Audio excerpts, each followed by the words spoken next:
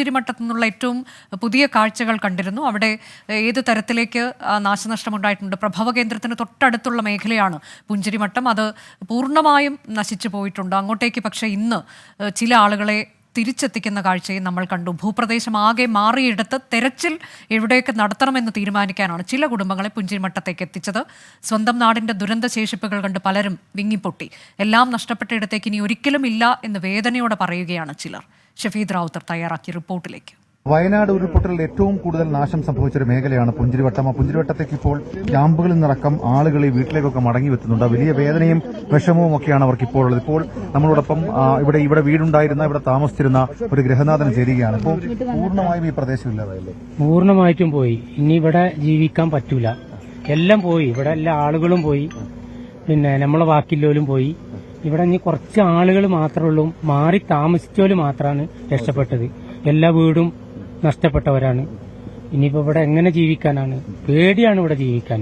ഇങ്ങനെ ഒരിക്കലും സംഭവിക്കുന്ന ഞങ്ങള് കരുതിയതല്ല. ഇനി നമ്മളെ കുടുംബത്തിൽ തന്നെ 5 പേരെ കാണാനുണ്ട്. പിന്നെ നമ്മളെ ബാക്കിയുള്ള മുണ്ടക്കായി കുറെ ആളുകളെ കിട്ടാനാണ്. താഴത്തെ വീട്ടിലുള്ള ആളുകളൊക്കെ പോയതാ. അവരൊക്കെ അവിടെ ഉണ്ടായിരുന്നു ഞങ്ങൾ പോകുമ്പോ. ഈ പ്രദേശത്ത് നമുക്കറിയാവുന്ന ആൾക്കാർക്കൊക്കെ ജീവഹാനി സംഭവിച്ചിട്ടുണ്ടായിരുന്നു. ഉണ്ടായിരുന്നു. ഒരുപാട് ആൾക്കാർക്ക് വർത്താനം പറഞ്ഞ ഞങ്ങളെ ആളുകൾക്കൊക്കെ സംഭവിച്ചിട്ടുണ്ട്. പിന്നെ ഓരൊക്കെ ബോഡി കൈയില്ലാതെയും വളരെ മോശമായിട്ടൊക്കെയാണ് ഞങ്ങൾക്ക് കിട്ടിയിട്ടുള്ളത്.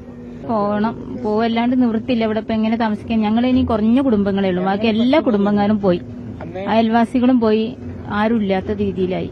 അന്ന് ഞങ്ങളും ഇതിൽ പെടേണ്ട ആളുകളാണ്. എന്റെ ഏട്ടന്റെ കൂടെയാണ് നിൽക്കുന്നത്. അലിക്കാനാണ് പറയുന്നത്. മൂപ്പര കൂടെയാണ്. അപ്പോ മൂപ്പര കൂടെയാണ് ഇങ്ങനെ മഴക്കാലത്ത് ഒരുമിച്ച് കൂടി നിൽക്കല്.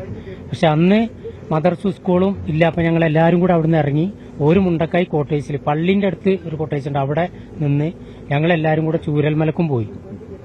അന്ന് രാത്രിയാണ് ഇത് പൊട്ടുന്നത്.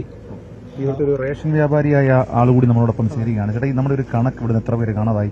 ഈ പുഞ്ചിരിമട്ടം ഒരു വലിയ അപകടം നടന്ന സ്ഥലമാണ്. അതെ. ഇപ്പൊ വെള്ളാർമല വില്ലേജ് എന്ന് പറയുന്ന ഒരു പ്രദേശം തന്നെ ഭാവിയിൽ ഉണ്ടാവില്ല എന്നാണ് എന്റെ അഭിപ്രായം. അതായത് ഇതാണ് ഈ പ്രദേശവാസികൾ ഈ പറയുന്ന കാര്യം. ഇപ്പോൾ ആ കുടുംബത്തിൽ നിന്ന് അവർ ഈ ക്യാമ്പിൽ നിന്ന് ഇങ്ങോട്ടേക്ക് മടങ്ങി വരികയാണ്. നമുക്കിപ്പോൾ ഈ പുറകിലെ ദൃശ്യങ്ങളിൽ നിന്ന് മനസ്സിലാക്കാൻ സാധിക്കും വലിയ തരത്തിലുള്ള പ്രശ്നങ്ങൾ അത് ഈ ഭാഗത്ത് ഉണ്ടായി. അത് റെസ്ക്യൂ അടക്കമുള്ള കാര്യങ്ങൾ തുടരുകയാണ്. കുറച്ചധികം ആളുകളെ കണ്ടെത്താനുണ്ട് എന്നുള്ളതാണ് പ്രദേശവാസികൾ ഇവിടെ നിന്ന് പറയുന്ന കാര്യം. ക്യാമറമാൻ അഭിലാഷ് കൂടിനൊപ്പം ഷഫീദ് റാവുത്തർ, 24 വയനാട്.